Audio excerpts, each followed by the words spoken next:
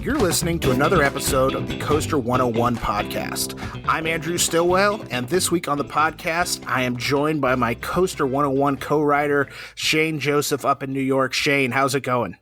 It is going pretty well today, Andrew. How about you? I'm great. We've got a fantastic guest today. I'm very excited to hear from him.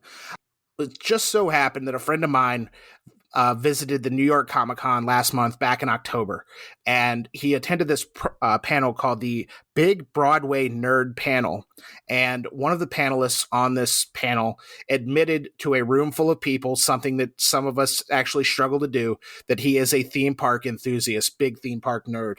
And so without further ado, we're going to get him in here. We're going to bring him in. We're going to learn more about this theme park nerddom, his fandom, and all the cool things he's done, outside of theme parks.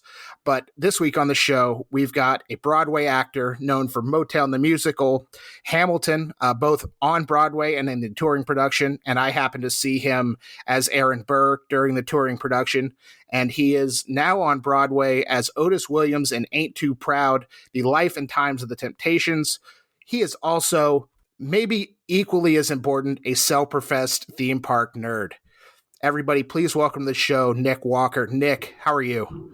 Oh, I'm great. Also, who is struggling to admit they're theme park nerd? There's nothing. Let me be the first to just say, lay your mind at rest, lay your heart at ease. You are among friends. Don't struggle. We out here in these streets. I love it.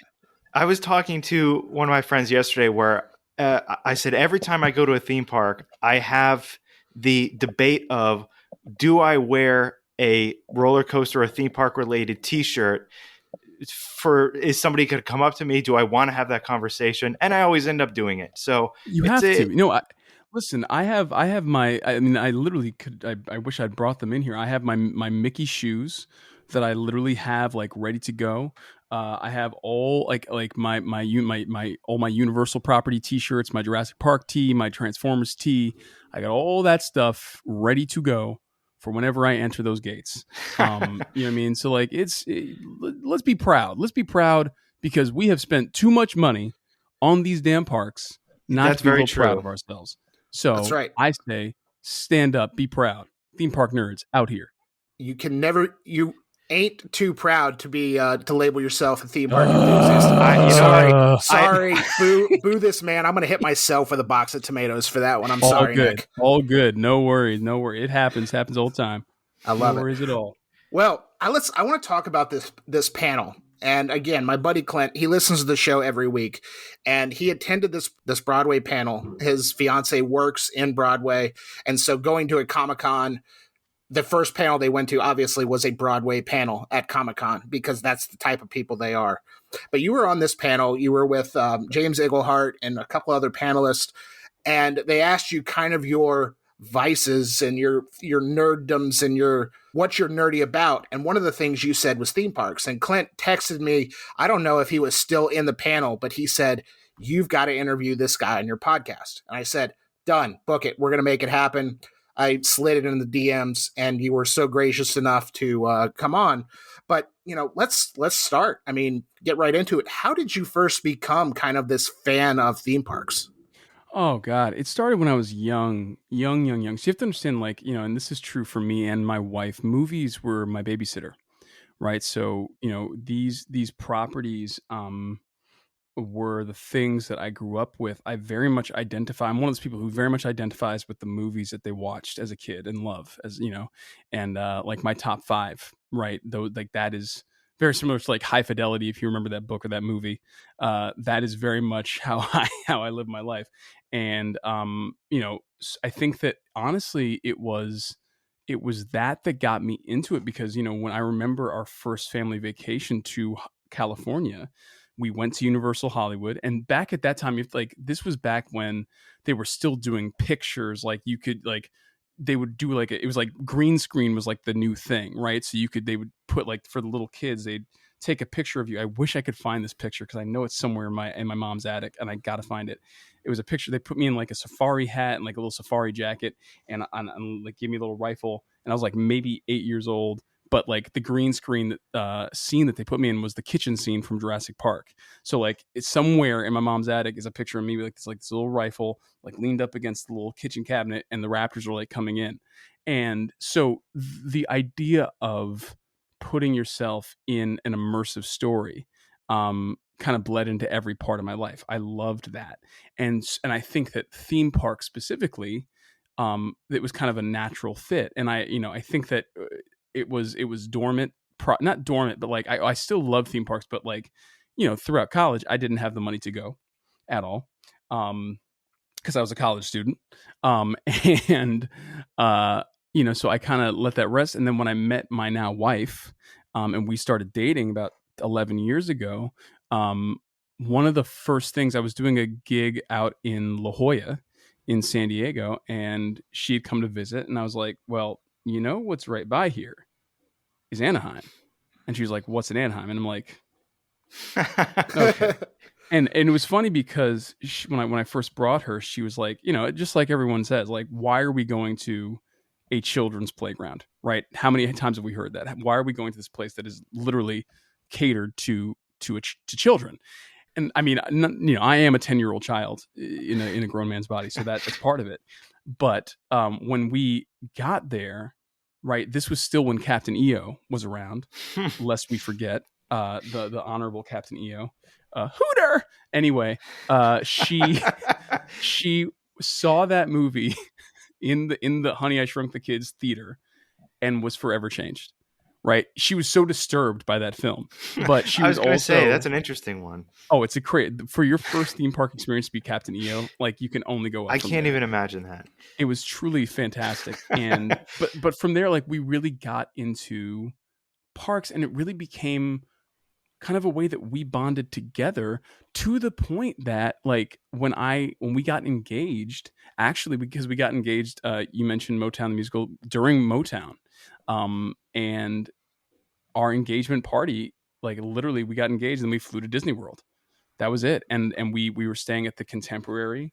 My buddy Jawan, who is also now in Ain't Too Proud with me, plays Melvin Franklin, had connections down there and got us hooked up in like a beautiful suite at the Contemporary, like right below California Grill. And we literally had the best time of our lives. And it's been a thing ever since then. And again, with success as an actor, as an artist, I can now afford to go to these places, so like, I think that's been part of it too. But it really has grown. And then, in the current times, that was right now you have your podcast, right? There's the Diz, there's all these amazing podcasts and shows that keep you up to date. There's so many ways to stay engaged in what's happening in the world of theme parks. And so that has very quickly become my cool down, my warm up for these shows. So like, most people, when they think of a Broadway actor warming up or getting ready for a show, you're thinking stretching, you're thinking vocal exercises, you're thinking meditation. I do all of that, but everyone knows in my dressing room, from half hour to curtain, I'm playing some sort of theme park video. Whether it's like a coaster POV or just something like I'm just like looking and just watching and trying to picture myself there, and keep abreast of the changing time. So it really has grown with me over these 33 years, and I'm very thankful for that. You've talked a little bit about Universal and of course Disney. Do you typically venture to any like regional parks, non-Disney parks? And if so, do you have any favorites? So when I was a kid, and now this is, so I'm from Boston. So am I. Wait, where in Boston are you from? I'm from a little bit south of Boston, right next to Foxborough. Okay, so water country. Yep. Canobie Lake Park. Canobie, always. Lake, buddy. So those were the first two that I ever went to, right? And Canobie Lake. I'm scared to go back to Canobie Lake because I'm so certain that if I went back now, I'd be like, this is a piece of poop. But like I hope it's not. I can tell you that is not true because I had the same. Yeah, I was just there, and it has the same charm. It's got the same small park feel to it. It's really a charming park. That makes me so happy because it truly was a place that like just blew my mind as a kid. Water Country was just where everyone went, right? We all Yeah, went to that Water was the Country. And, like, summer thing. yeah, Yeah. exactly. When the summer's blazing and the sun gets hot, Water Country is a very cool spot. It's the theme song. For I'm those of you never who know. going to get that out of my head now. So Nor thanks. should you. like literally. So this is something that happened. That's happened to me in the entertainment industry. Quick tangent. When people say, like, whenever I meet a fellow actor or director or whatever who's from Boston, I'm always like, it's like a secret code. I'm always like, when the sun is blazing and the summer gets hot, and without fail, there was like, Water Country is a very cool spot. I'm like, yes, we're all out here. But so those parks for sure. And then there's, I will say, like, the places that, like, have really blown my mind that I've been like, this is, I didn't expect this. Mall of America, Mm. is one of those places that was like, first of all, just how did you fit all this in here? But then you go and you ride, like, and it's incredible. Great Adventures Jersey, yes. Mm-hmm. Yep. King Dakar, Yep. yes. Love that. We're trying to organize a cast trip there. So I do get outside. I would say that, I think the reason that my life really does center around, the big two, in terms of the corporations, again, coming back to the story immersion. So many parks have amazing rides, right? And those rides are incredible. And I love a good coaster. Like, I love a good coaster. But when you're talking about just stepping into a world, which is something that's happening more and more now, I think that, obviously Disney and Universal have that market cornered. And that's partly because they own so much IP. But I think that they really have done a good job. I will say the first time that I really started to, and any critique that I throw is all out of love, right? These are places that mean the world to me. So, like, it really does, get me when I see something. The first time I felt like they missed the mark in the past 15 years, I got to be honest, is Avengers Campus.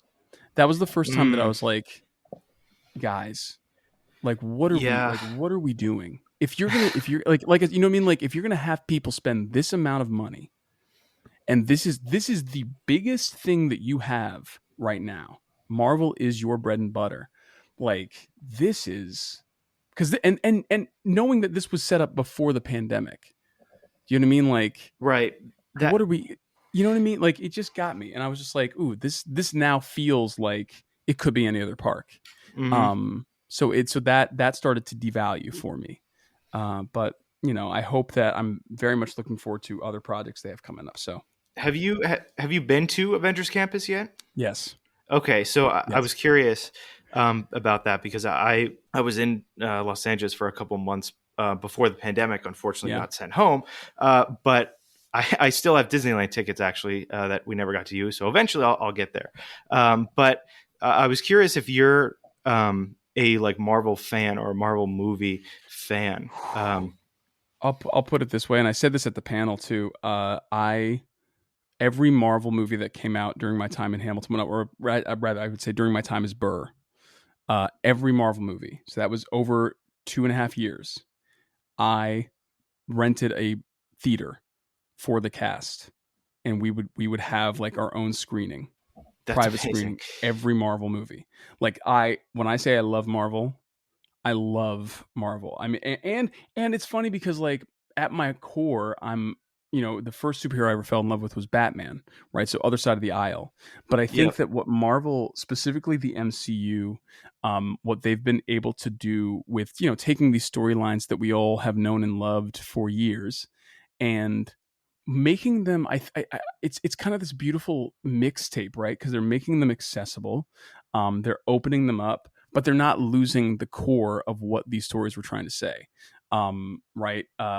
When you get to Civil War, it was like, oh my God, yeah, this is, you get it. You get what, at least Right. at the core of what these stories are, you understand.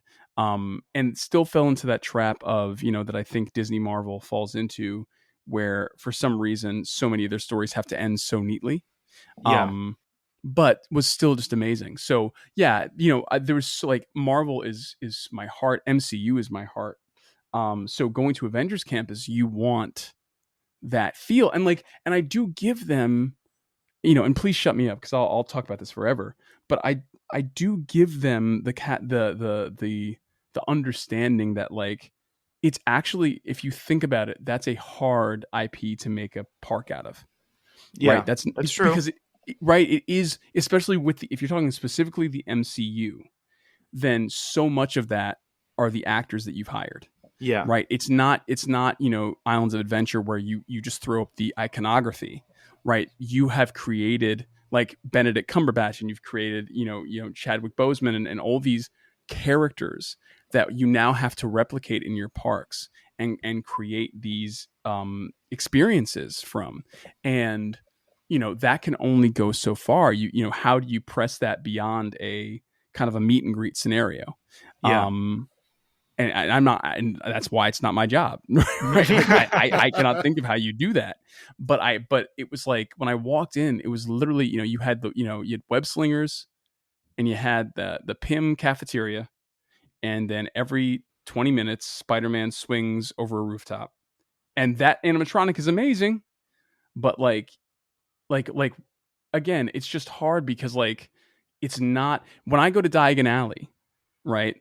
Diagonally, like that is a place that I know, and you Yeah. have replicated it, and I Mhm. can see it. There is nothing like that in the MCU. It is, it's a, like, you could maybe do this, the Sanctum Sanctorum. You could do, That's what I was uh, thinking, because yeah, there is some Doctor Strange, like the Doctor Strange character interactions, and pretty much everything I've seen there with the WandaVision characters. They even have like what if characters. Now they have the Eternals. I think that that is a good way to capture the characters. But like you're saying, I don't think there can be kind of a Diagon Alley brick wall moment of you come in and there is a physical thing that is that representation at that level.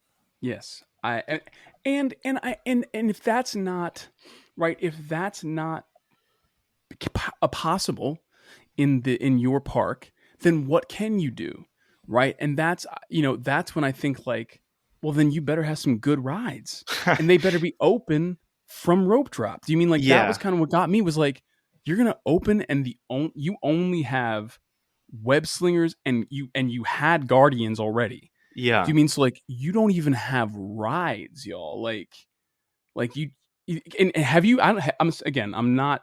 Any critique I give is out of love, but have you ridden web slingers? I no, I have seen enough of it to kind of get an idea, though. That's how it feels right there. For those of you listening, I have my eye against the microphone.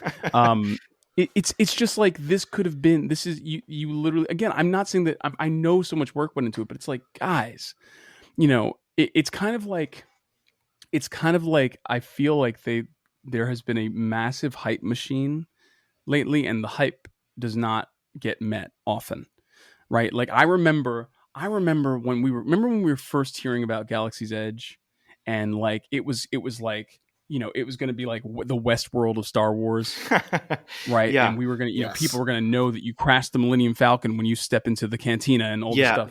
That is, it's such a tragedy to me that well, because here's the other thing is, so next week or a week and a half, I will be at Galaxy's Edge for my first time, Amazing. because I was supposed to go in California and that didn't happen.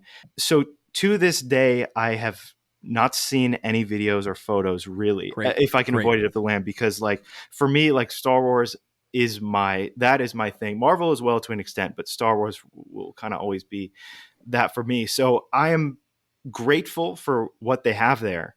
Um, but kind of like you were saying, what was proposed with like droids walking around and interacting, like if you build a droid, it can interact with the characters and other droids in land. Or there was a talk at some point of like getting like credits of some kind, like if you did well on Millennium Falcon, you can Mm-hmm. like spend them somewhere. And like that to me is such a cool concept that I'm hoping that is going to come to play in the Galactic Star Cruiser in Me too. some way, shape, or form. But I'm trying not to get too excited yet, because we've been through this now already. If you haven't seen it, here's what I will say: like, when you walk in and you first see that Millennium Falcon, that is Yeah, 100 It is stunning. beyond. Like, it really, that is when you're like, okay, you guys did something. You at least had the heart, but you know what it is. You know Right. what it is. Right. Joe Rohde, Yeah. right? Yes. That's why.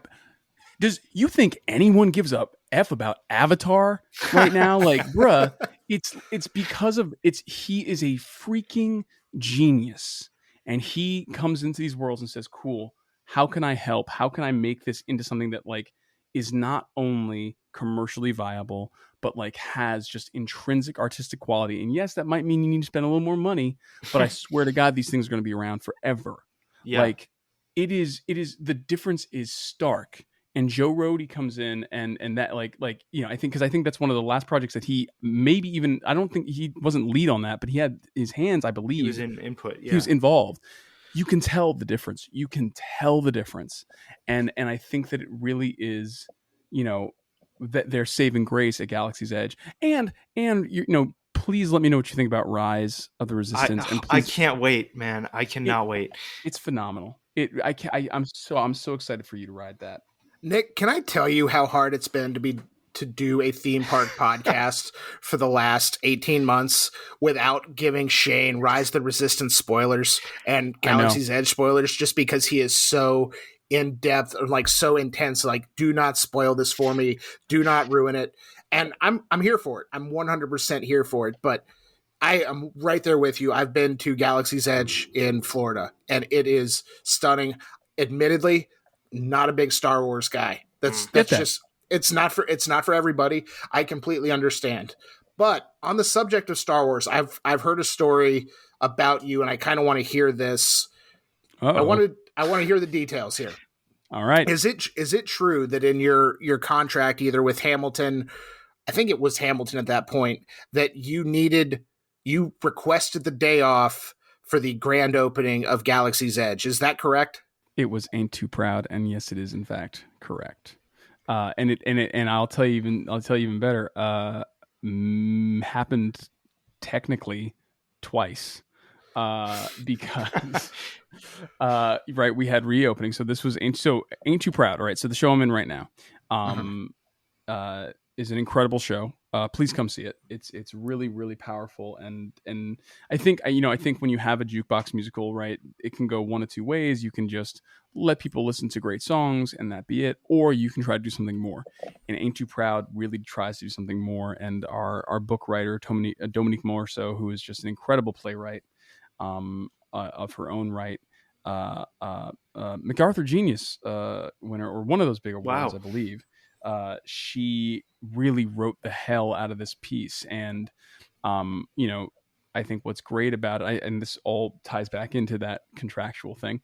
But what I think what's great about Ain't Too Proud is, right, she was asked to tell a story about the Temptations, and she was like, cool, I'm going to give you a story about 5 young black men living through the civil rights movement who just happen to be Temptations.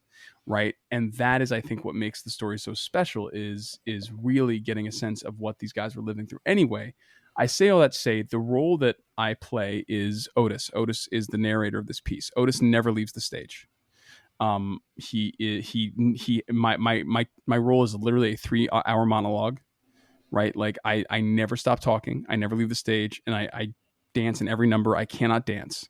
So the mountain to climb to get into the show was massive, right? It's already, the content is really complex, and the role is really demanding. But my rehearsal process was scheduled over Rise of the Resistance opening. And I called my agents when I got that offer, and I said to them, so here's what I need you to, I'm going to give you a math problem. And it goes like this. I won't be here on those days. So if that means that I can't do the show, that's very sad, because I love that role and I want that money, but I'm not going to be here. So you got to figure that out. That is fantastic. And they allowed me. It was amazing too, because I'm a huge, my other nerddom is the West Wing. I'm a huge West Wing fan, and the West Wing Weekly, if you know that podcast, was having their final recording ever, and they had the entire cast of the West Wing. So my plan was to go to that recording and then go to Anaheim because the recording was in LA, and then go to Anaheim. So I had 2 days, and I got it all done. And I got back to rehearsal. I literally flew in on a Delta One red eye. I got in to LaGuardia at 9 a.m. I was at rehearsal by 10:30, and that was that. And then it happened. It almost happened again for reopening because the Give Kids the World, which is this amazing charity down in Orlando, if you don't know it, was having their annual Black and White Gala this past September. And rehearsals were scheduled to start then, and I was supposed to perform at this gala and meet these amazing kids and these families, and then go for park days. And again, I was like, I can't miss this.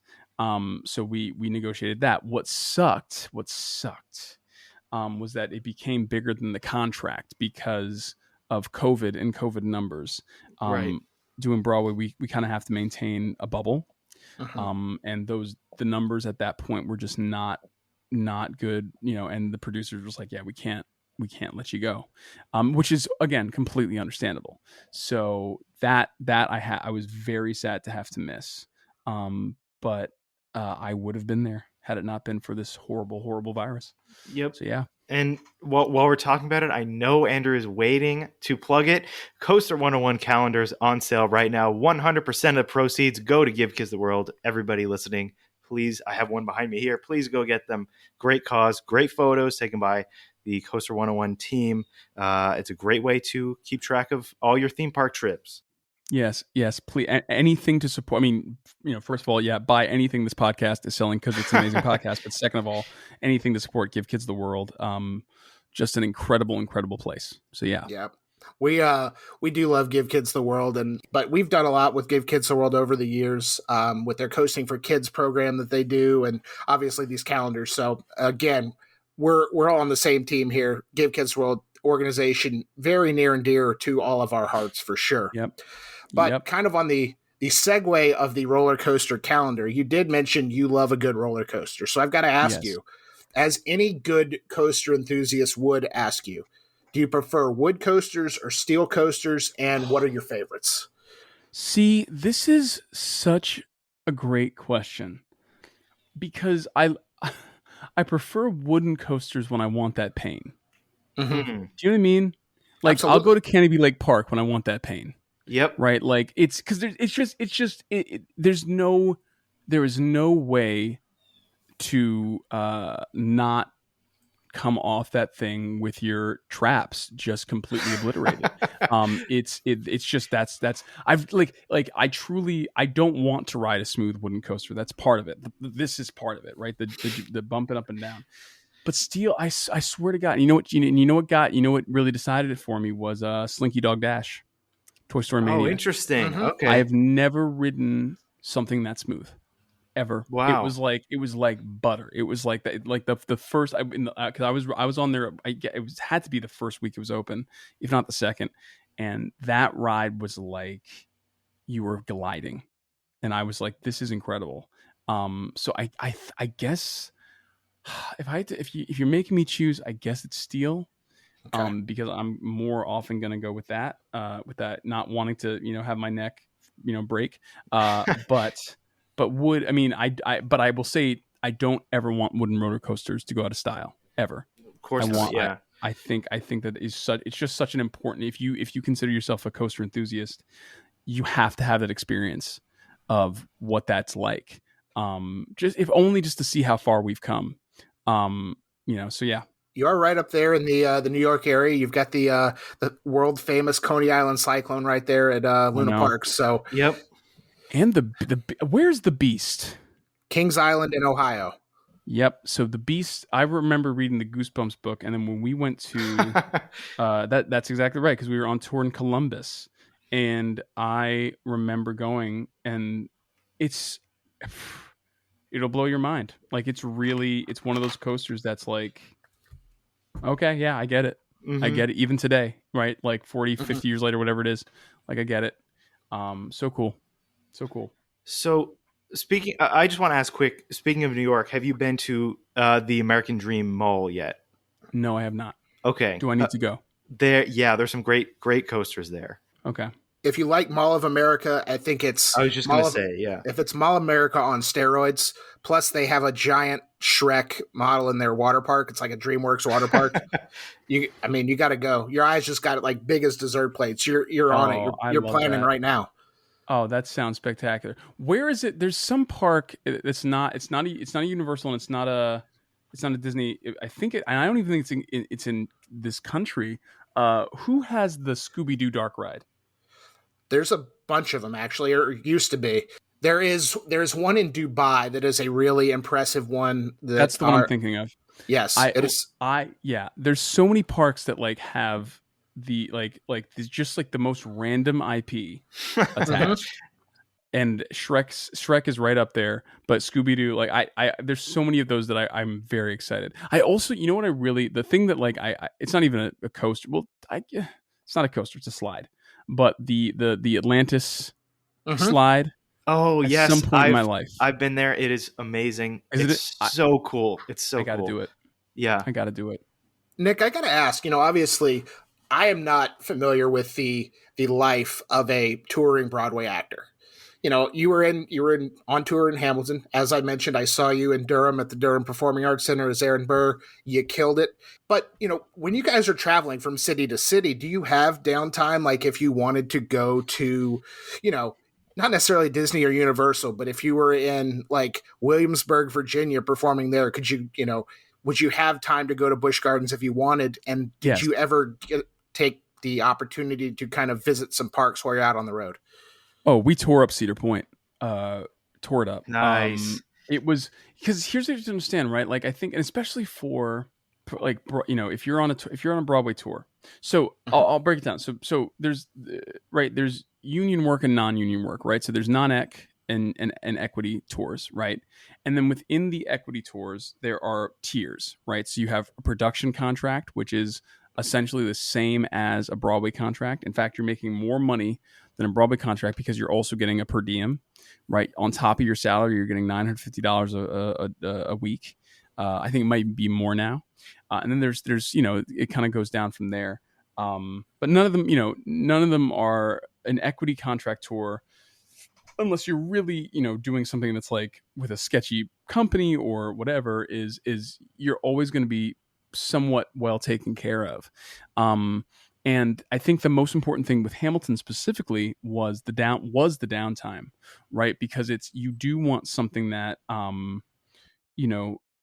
especially for if you're playing Aaron Burr, if you're playing Hamilton, if you're playing, one of the, or I mean, I'd say anyone in that cast really, it's that show is a lot. That show's going to kick your ass, and you really want to be able to, enjoy your life, but not have to work hard to do it. And I think that a theme park, which is a very tiring day, right, at a theme park, but at least you just get to sit and be thrown around a little bit.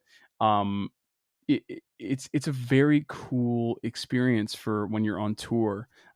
It's a great way for the cast to bond, right? If you want to bond with your cast, some people don't. Some people very much keep to themselves on tour, and that's understandable.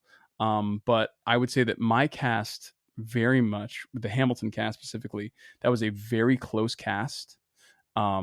We still, there's a whole text thread of us. Justice Moore, who was also at that panel at Comic-Con, who's now playing the Bullet on Broadway in Hamilton. She was part of this group of us that really bonded, and so much of that bond was about theme parks. So we would go to several, and I think that the biggest thing was you just couldn't scream. Like that was like honestly the thing, or you shouldn't scream because plenty of people screamed. But really, you're working 6 out of 7 days a week. You have Mondays off. So you can feasibly either use your Monday and go, or if you're really crazy, you can go before a show, right? I used to do, so when we were in Orlando, I absolutely stayed on property. and then drove in and did the show and then came back. That was my entire time. It was Do you beautiful. have a favorite Disney hotel? Come on, man. It's got I gotta say it's Grand Californian. And I say that I say that as someone who's stayed, who's done the parks. I have yet to do Tokyo Disney Sea, which like I need to do. But I've done Paris. I've done Land, World. One other Hong Kong. Yes, and I will say that like Grand Californian is just. I think it's the best, right? Because it's the same designer that gave you Jambo House, Kidani Village, and Wilderness Lodge. But the space is just used so perfectly. When you walk in, it smells like cedar.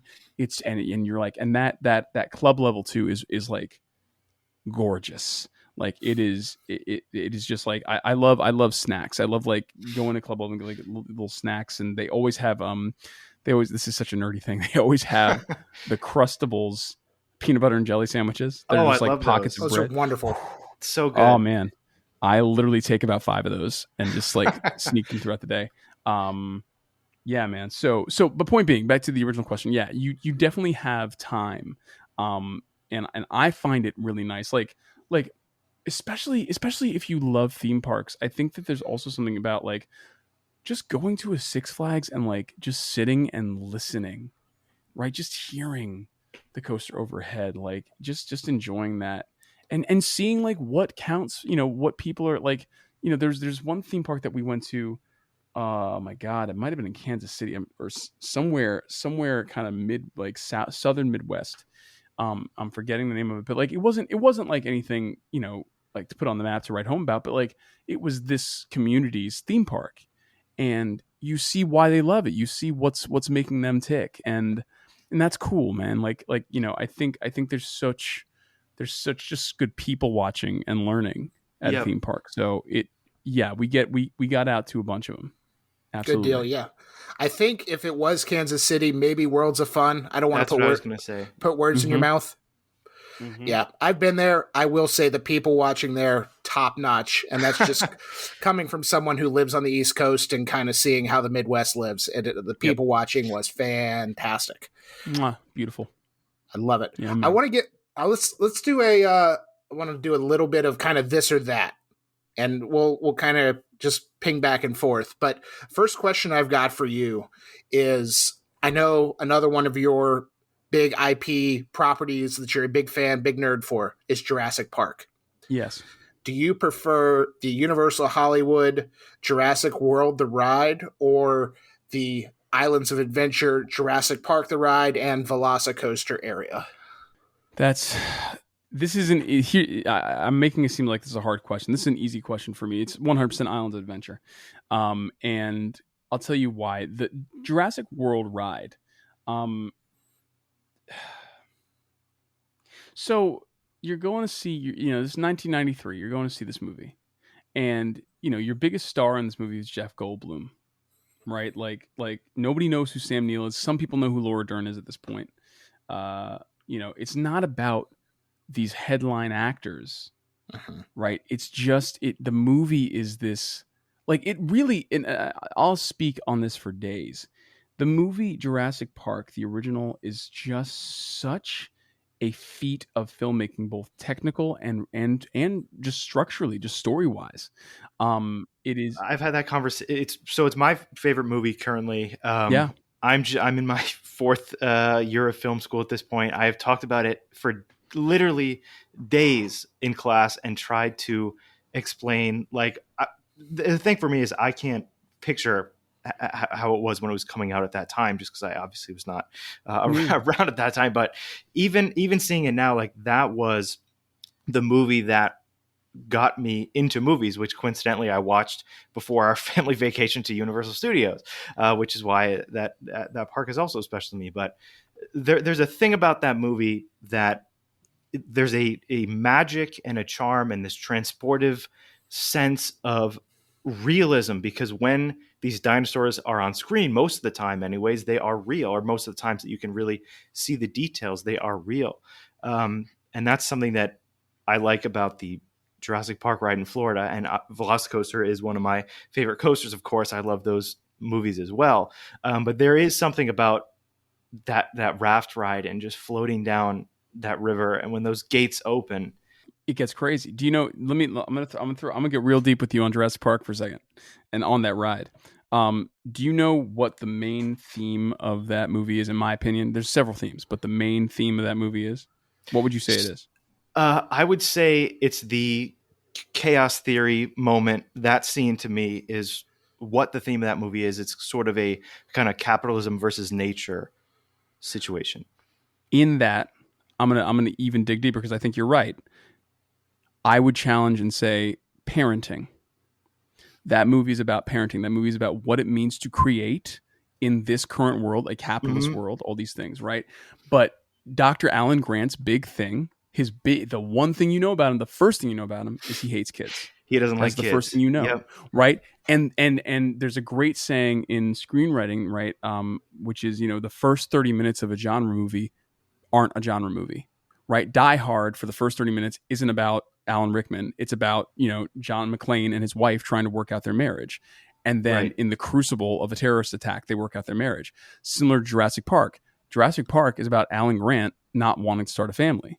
And in the crucible of Jurassic Park, he learns the value of a family and of kids, right? So it's about protecting kids. And even the dinosaurs themselves are all representations of what it means to protect your family, right? Like the velociraptors are just kind of evil and out there, but the tyrannosaur, like you know that it's just doing what nature does. It's just eating and trying to survive and living, and you stepped into its paddock. So like that's a whole thing, right? That's one of my favorite scene in that movie is the dinner scene when they're talking about that exact. Yeah. It's so great, brilliant. And this goes back to why that ride works. Because what that ride does, it's very interesting that they chose a water ride, right? Because what are the water rides that we think about? We think about Splash Mountain, which is like this creepy, crazy ride. But we think about all these experiences that we have on the water, right? From the moment that you go up that rickety climb and then you splash down and you're just winding your way through this river ride, it is very much this like net of safety, right? You feel like Jungle Cruise. It feels like the Jungle Cruise of Jurassic Park, right? It's very protected. So then when you finally go up that incline and get into like where the raptors and the T-Rex are, all of a sudden that safety's been destroyed. You are no longer being protected, right? Something is very viscerally wrong, and you don't need Chris Pratt on a screen to tell you it's wrong. It's just wrong. Right. So go then take that to the design of Jurassic World, just from a story perspective. From the very minute I enter, you are slamming a big giant dinosaur into a glass pane and squirting me with water. Right. I know that this is not a safe place. I'm not in any way seduced by the magic of the place.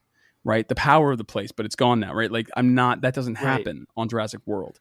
So I just from a ride perspective and a storytelling perspective, it doesn't pull me in. And it just kind of makes me feel like what the Jurassic World franchise has so far made me feel like, which is like, oh, bigger, better money. That's so interesting to think about that comparison, because now it has me thinking like between the two movies. Jurassic Park, the first dinosaur you see is obviously the large brachiosaurs walking around, but then in Jurassic World, I believe the first dinosaur you see is the Indominus Rex in the cage. So there's no kind of introduction to the magic, and it's right into the killer machine dinosaur. I'll even do you one better, because again, this is my other nerddom. I would even say the first dinosaur that you interact with in Jurassic Park is the dinosaur that Alan Grant aligns himself with the most, which is the Velociraptor. Yeah. Right. He is in love with the Velociraptor first time he sees it. By the end of the movie, he is terrified of them. Right. And the Velociraptor represents that, like every person for themselves, like out being like a scavenger. Right. But by the end of it, the T-Rex, which comes in as the protector, is like the one that he's in awe of. So like, again, everything devils in the details. Everything connects. Everything has a story, especially when you're talking about a ride. especially even just a good coaster. If you're sitting in the car, right, and they're just holding you there, that's the story. That's the my story is favorite just moment. like, Yep. oh my God, it's the And tension. it's the same thing with drop towers. My favorite moment of those Yes. rides is when you're sitting at the top and you don't know when you're going to fall. You don't know. So if you're not doing things to build tension, to build story, then already your ride has lost me. And I think that's why Velocicoaster has me, because Velocicoaster said, we got a good story, right? It's not about like, again, and you can have your Chris Pratt on a screen, like it's fine. Do you mean? But like at the end of the day, you built a really interesting thing, which is just like, like, first of all, there's a question of like, is this ride safe? Because like in the story of the Jurassic World, they built a roller coaster through a paddock, and everyone is like, Right. this is not a smart idea. So already you're feeling that tension. And then you see it, like when you first approach it, you see what you're going to be on, and then these raptors just pop out at you from nowhere. Do you mean like it really? If you build a good story on your ride, I'm already in, and I just don't think Jurassic World did that as well as, even with its busted ass animatronics now, Jurassic Park, and Velocicoaster. Awesome. Okay. I know this could be a tough one. I know you're an East Coast guy at heart, but when your first family vacations was to California. So, given the choice, are you going to Walt Disney World or Disneyland? Now I'm going to World, but Land has better food. Interesting. Okay. What is it about the food at Disneyland that is, I mean, don't get me wrong, Walt Disney World's food outside of a few select places is decidedly average. But what is it about Disneyland that makes it so much better? I think that the bargain with, not buying up all the property surrounding your park for 10 miles is that you are able to outsource, right? Everything that's happening in World is happening within World. So that means that like any food that's there is food that they grew, is food that they are, bringing, like even if they do have outsourcing, it's not, it's going to be coming from a different standard, as opposed to California's deal, which is just like, they're bringing like some of that food is like fresh. Like I have very much cooler friends than me have gifted me with the gift of eating at Club 33, and you eat up there, right? And it's stunning. The food is actually stunning. Like it really is just like, this doesn't need to be this good. It's fresh. It's good meat. It's good quality. And you just get the sense that Walt Disney World is just so vast that like, unless you really give, whoever is running the individual restaurants the onus to really go at it. Like, and then again, I'm thinking of a couple of sessions at Disney World. I think Tiffin's is excellent. Have you been to Satuli Canteen? Yes, Satuli, and those cheeseburger pods. Mm-hmm. Delicious.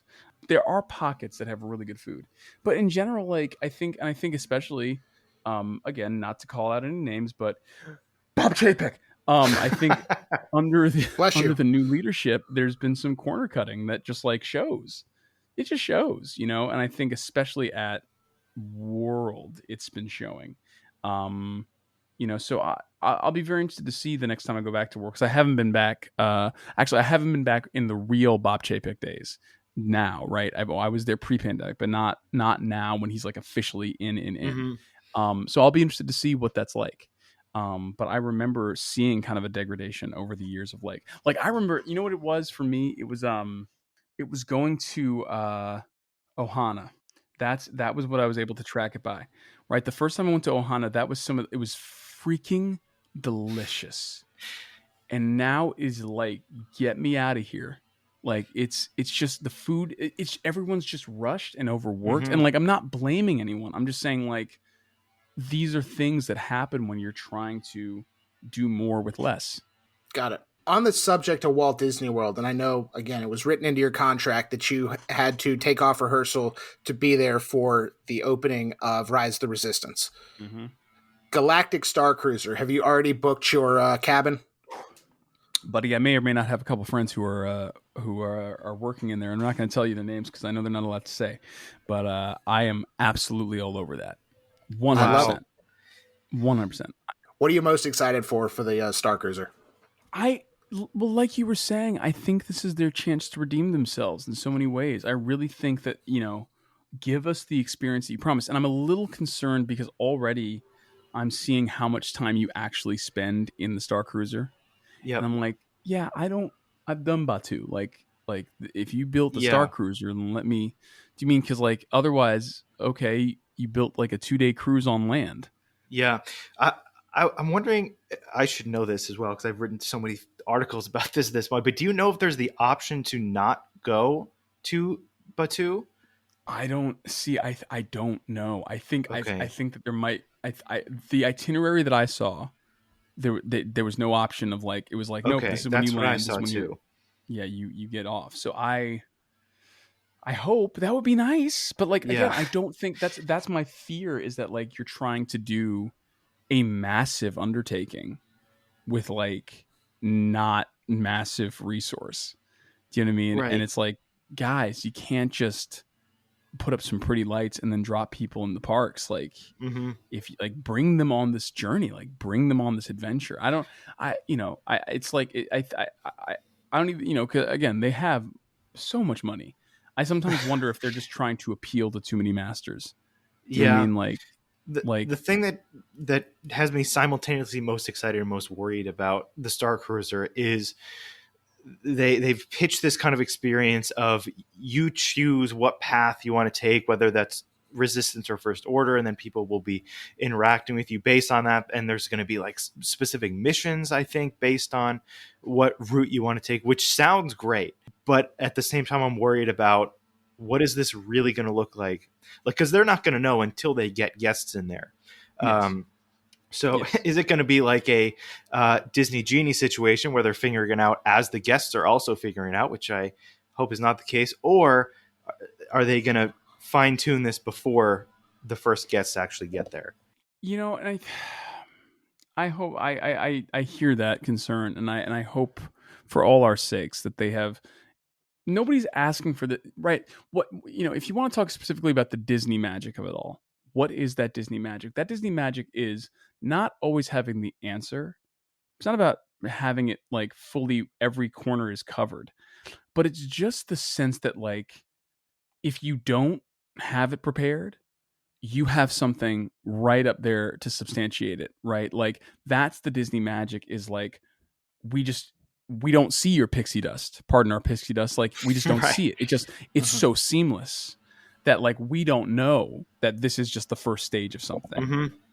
And that's what's been missing. And like you can even, I realize even with the cast members, like I remember when I went to Disneyland Paris and I was like, oh, I can tell that this is like kind of like an offshoot. This is it's not run by the same company because Yep.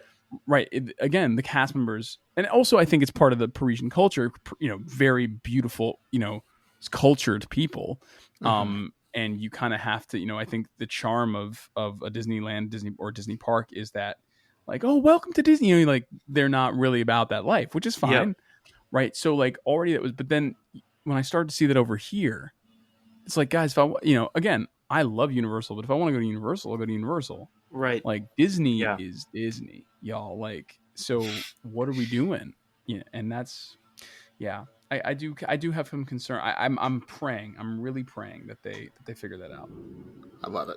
I've got to ask then, I'm going to exclude Rise of the Resistance because I feel like that's an obvious answer. What is your favorite Disney attraction of all time? And maybe the one you feel that is the kind of the quintessential Disney attraction.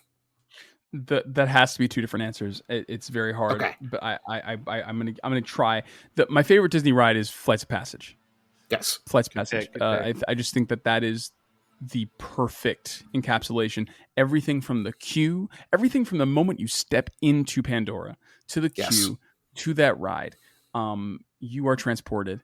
I will say the pre-show is a little long, and we know that, and we know why, and it's fine. But like everything else, oh my god. I'm like, guys, you can only dust for particles so many times. Like, we got to keep moving. Yes. But I think the quintessential Disney ride is Pirates. I think Pirates Agreed. is like if I'm taking someone for a first time, Pirates is the ride. Pirates is the ride that my wife, when she goes, she like we have to do a lap to say goodbye to the park, right before we leave for good, and then we have to ride Pirates one last time. Like Pirates is how we end every Disney trip, and it is just this special encapsulation, right, of like this old before the IPs, before Johnny Depp was added on, like even now with him. I mean, I think they really did a great job of including him in, right, or putting him in, but like it's always just the perfect dark ride. Just gives you everything you want.